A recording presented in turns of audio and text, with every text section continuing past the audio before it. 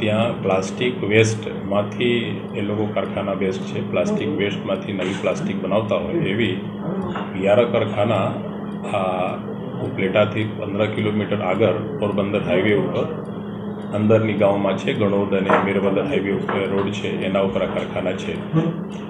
તો ગયા શનિવારે મારા કર્મચારીઓ પોલિયોના ટીપા પીવડાવવા માટે એડવાન્સ કામગીરી માટે ગયા હતા. તો ખબર પડી કે એમાં ઝાડા ઉલટીના કેસો છે એવા રિપોર્ટ મળી. અને જે તે સમયે જામનગરથી પણ સૂચના આવી કે જામનગરમાં પણ 2 બાળકો દાખલ છે જેના ઝાડા ઉલટીના કેસો છે અને કોલેરા જેવા લક્ષણ છે. એના માટે જામનગરની જે મેડિકલ ડૉક્ટરો હતો એ લોકો સેમ્પલ લઈને લેબ તપાસ માટે મોકલાવે. તો જ્યારે કોરોના સસ્પેક્ટ કોઈ ડૉક્ટર કરતા હોય તો એ વિષય હેલ્થ માટે ગંભીર થઈ જાય છે. તો તરત જે તે સમયે હું કોટરા સંઘાણીમાં એક કાર્યક્રમ કરતો હતો સરકારી, જેમાં અમારા તલાટી મંત્રીઓ સાથે આખા તાલુકાની 35 તલાટી મંત્રીઓ હતો. શનિવાર હોવા છતાં મારી બંધ હતા ઓફિસ, પણ હું આ કાર્યક્રમમાં ગયો હતો. તો હું ત્યાંથી સીધા નીકળી ગયા અને શાસન પ્રશાસનના પણ બધે મારા ડીડીઓ સાહેબ, કલેક્ટર સાહેબને જાણ કરી. મારી લોકલ THO પણ ત્યાં આવી ગયા હતા હું ગયો એના પહેલાં, અને બધું તપાસ કરવામાં આવી. સ્થાનિક જે તે સમયે કર્મચારીઓને લગાવવામાં આવી અને જે પણ 11 કારખાના હતા એમાં તમામ તપાસ કરવામાં આવી.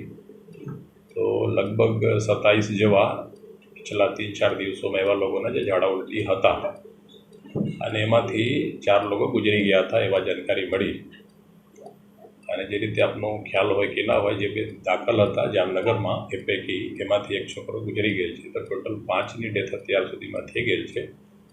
પણ આ મજદૂરો આપણને મળ્યા નથી, કેમ કે ડેથ થયા પછી એ લોકો પોતાના વતનમાં જતા રહ્યા હતા. પણ જે કર્મચારીઓ દર કારખાના વિસ્તારમાં જઈને મજૂરો પાસે પૂછપરછ કરતા હોય એમાંથી વિષય ખ્યાલ ન આવી. આપનો ચેલેન્જ એ હતો કે બીમારી અહીંયાથી આગળ વધે નહીં અને કોઈ નવા ડેથ ન થાય, એના ઉપર આપણું ફોકસ કરીને ધોરાજી અને બગલમાં જામકંડ તાલુકામાંથી લગભગ 37 ટીમ, દર ટીમમાં 2 માણસો બોલાવી અને 10 કિલોમીટરના રેડિયસમાં જે મારા 6 ગામો આવે અને બીજા ઇન્ડસ્ટ્રી આવે તમામની આપણી 3 દિવસમાં કવર કરવામાં આવી. અને છેલ્લા 2 દિવસમાં ઉપલેટા સિટી પણ તમામ ઘરો અને લોકો પાસે જઈને મારી કર્મચારીઓ પત્રિકાઓ વિતરણ કરી, જનજાગૃતિ કરી. અને સાથે સાથે જે બીજા ડિપાર્ટમેન્ટ સરકારની હોય, વોટર સપ્લાય ડિપાર્ટમેન્ટ હોય કે ઇન્ડસ્ટ્રીવાળા લોકો હોય, એ પણ જઈને ત્યાં જે પણ કામગીરી કરવાની છે કરવામાં આવેલ.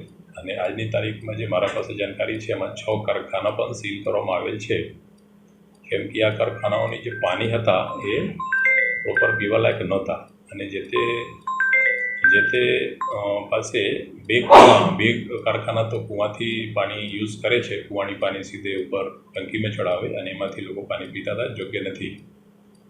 મારા સ્થાનિક પ્રાંત સાહેબ અને મામલતદાર સાહેબ પણ સૂચન આપી, કારખાનાના માલિકો સાથે મિટિંગ કરવામાં આવી અને સૂચન આપ્યા કે ભાઈ તમે ટૂંક સમયમાં આવતી 2-3-4 દિવસમાં તમામ લોકો એટલીસ્ટ સેફ ડ્રિંકિંગ વોટરની વ્યવસ્થા તાત્કાલિક કરો, અદરવાઇઝ તમારી ઉપર કાર્યવાહી કરવામાં આવે.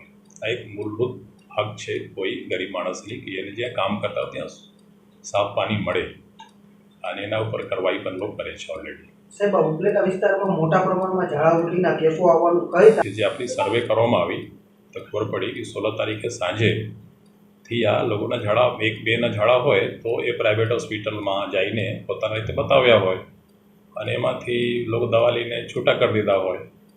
એક નાની બાળકી હતી 1.5 વર્ષની, એને ખબર ના પડે. çünકે કોરોનામાં એવી હોય ને કે તમે કોઈને સ્ટૂલ લાગે તો ખબર ના પડે કે મને સ્ટૂલ લાગેલા છે, તો નાની બાળકી સ્ટૂલ કરે અને ત્યાં ઘરે ડેથ થઈ ગયા હોય. અને બિલકુલ આ લોકો મધ્યપ્રદેશના જે હોય ને આદિજાતિ સમાજના લોકો હતો અને ત્યાં કારખાનામાં રહીને મજૂરી કરીને આપણી ઘર ચલાવતા હોય, તો બિલકુલ એજ્યુકેટેડ નથી. પણ માલિકો, કારખાનાના માલિકો એ લોકો બિચારા લઈને એ લોકોના જે પણ સારવાર શક્ય હોય કરવા માટે પ્રયાસ કરેલ હતા. ઝાડા ઉલટીના કેસો આવ્યો તો કેટલા લોકોનું સ્ક્રીનિંગ કરવામાં આવ્યું? સ્ક્રીનિંગ ટોટલ કાલ સુધીમાં ટોટલ 52 લોકો આપનો પાસે સ્ક્રીનિંગ તો 6 ગામની તમામ પ્રજાની કરવામાં આવી. અંદાજિત કેટલા? અંદાજિત લગભગ 24-25 હજાર લોકો તો મારી ગામડાઓમાં છે અને નગરપાલિકાઓમાં પણ લગભગ 60,000 ઉપર લોકો છે. તમામની ઘરે ઘરે મારી માઇકિંગ દ્વારા ઘરે ઘરે પણ જઈને મારી કર્મચારીઓ સતત અઠવાડિયાથી આ કામગીરી કરે છે. સાહેબ, કોલેરાના કેટલા અત્યાર સુધીમાં શંકાસ્પદ કેસો અને કેટલા કન્ફર્મ કેસો? આપની 2 કન્ફર્મ કેસો હતો જે લેબમાંથી રિપોર્ટ થયો, જેમાંથી એક છોકરાના ડેથ થઈ ગયા, 3-4 દિન થઈ ગયા એના પણ જામનગરમાંથી. તો ટોટલ કુલ 5 કેસ થઈ ગયા અને બાકી જે વોટર સેમ્પલ આપની વોટર સપ્લાય ડિપાર્ટમેન્ટ લીધે છે. મારી મેડિકલ કોલેજના પણ ટીમો અહીંયાથી ગયા હતા લોકો, માઇક્રો પેથોલોજી, પછી મેડિસિન, પછી તમારા પેડિયાટ્રિક્સ ડૉક્ટર પણ ગયા હતા, PSMના ડૉક્ટરો, એના રેપિડ રિસ્પોન્સ ટીમ કહેતા હોઈએ, તો એ લોકો પણ જઈને જે સેમ્પલ લીધા એમાં પણ પીવાલાયક પાણી જે સેમ્પલ નહોતા એ તમામ કારખાના આજની તારીખમાં સે છે. સાહેબ, આસપાસના કે જળ સ્ત્રોતોમાંથી નમૂના લેવામાં આવ્યા છે કે કેમ?